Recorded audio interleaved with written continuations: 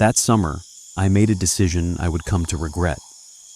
I'd planned an early morning bike ride to the southern reaches of Escondido, out toward the vineyards that sprawl along Highland Valley Road, like gnarled fingers reaching into the hills.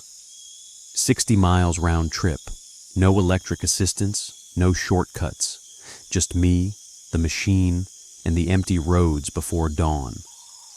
I told myself I'd leave at 4 a.m., the kind of hour when the world hasn't quite woken up yet, when you can still feel the night clinging to everything like a second skin. But I didn't leave at 4 a.m. By the time I finally rolled out of my driveway, it was 4:30. Half an hour lost to hesitation I couldn't name, a weight in my chest that felt almost like a warning. My lights were fully charged, cutting through the pre-dawn darkness in weak cones, water bottles full, snacks packed. A light sweater pulled over my cycling jersey against the chill that pressed against my skin like cold, searching hands. I knew I'd warm up. I always did. 30 minutes in, my body would generate its own heat, and I would take off the sweater. But as I pedaled into that vast, swallowing darkness, the cold didn't feel like it wanted to let go. And somewhere in the back of my mind, a small voice whispered that I should have left when I'd planned. That those 30 minutes mattered. That I wasn't alone out here. 2 hours later, I finally reached Highland Valley Road and started conquering the first climb. My hands dropped to the lower gears, legs already burning as the incline steepened. The road stretched ahead like a black throat, swallowing my headlights' beam. Nothing but me, the hum of my tires, and the ragged sound of my own breathing. That's when I saw them. Eyes. A pair of eyes on the side of the road, maybe 10 yards ahead, unmoving, fixed, catching the edge of my front LED just long enough to flare back at me, twin points of reflected light low to the ground. My light wasn't strong enough to illuminate what they belonged to, just the eyes, watching. I pedaled closer, my pulse quickening. The eyes didn't blink, didn't move, steady, ground level. Not an animal startled into flight, not a deer frozen in headlights. Something else, something waiting. I squeezed my brakes, the rubber pads screaming against the rims. My bike slowed to a crawl, then stopped completely about 6 feet from where the eyes still burned in the darkness. Hello? My voice came out smaller than I intended, swallowed almost immediately by the vast emptiness around me. The eyes didn't respond, didn't blink, just stared.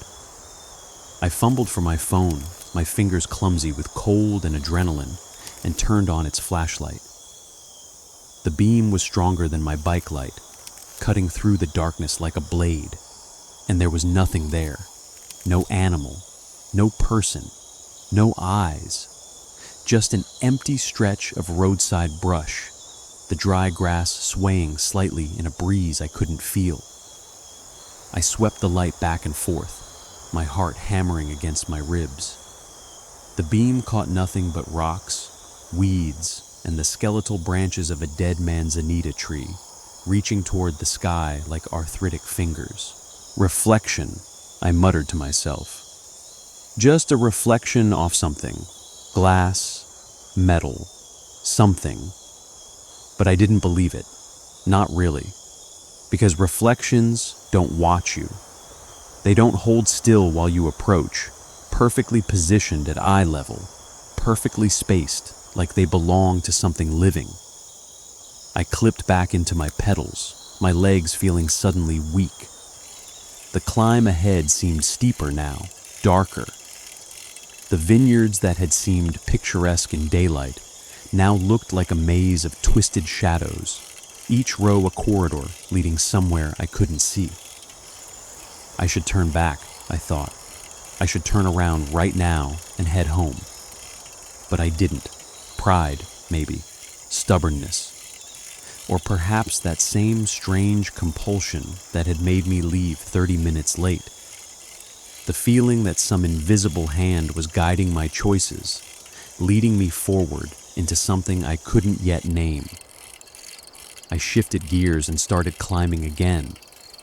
The next 10 minutes passed in uneasy silence.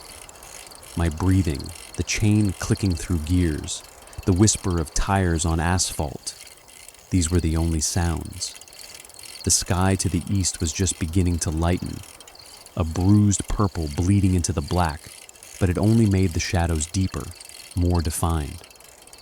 Then I heard it. Footsteps. Not the scrabble of an animal, not the soft pad of paws. Footsteps. Human footsteps, keeping pace with me about 20 yards back, matching my speed exactly. I pedaled faster. The footsteps accelerated. I slowed down. They slowed with me. My hands were shaking now, my breath coming in short, sharp gasps that had nothing to do with exertion.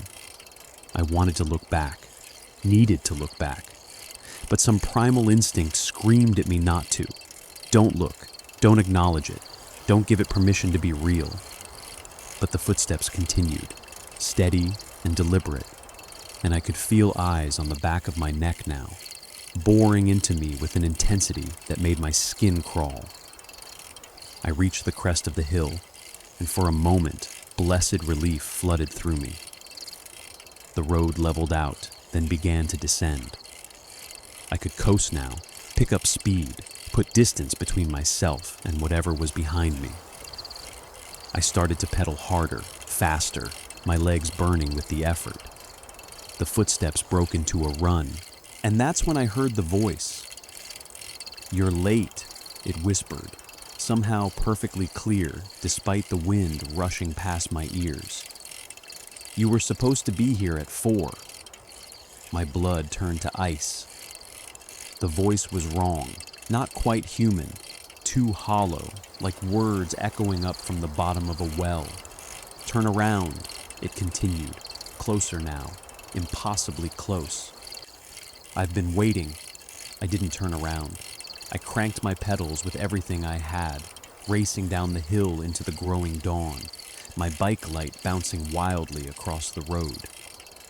Behind me, the footsteps grew louder, faster, no longer even trying to sound human. Now they were too quick, too many, like dozens of feet, all moving in perfect synchronization. The vineyards blurred past me on either side, row after row of twisted vines that seemed to reach toward me as I flew by. And in my peripheral vision, I could see shapes moving between them, keeping pace. Shadows that were too tall and too thin to be human, their limbs bending at angles that made my stomach turn. "Stop," the voice commanded. And this time it wasn't a whisper. It was everywhere, inside my head, resonating in my bones. But I didn't stop. I didn't stop until I reached the main road, until I saw the first hints of traffic, until the sun finally crested the horizon and bathed everything in cold gray light. Only then did I dare to look back. The road behind me was empty, silent. The vineyard stood motionless in the morning stillness. But at the crest of the hill, silhouetted against the lightening sky, I could just make out a figure. Too far away to see clearly, but its proportions were wrong. Too tall, too angular, limbs hanging too long. It stood perfectly still, watching me. And even from that distance, I could see its eyes. Those same eyes that had watched me from the roadside. Patient, waiting, knowing that one day I might be 30 minutes late again.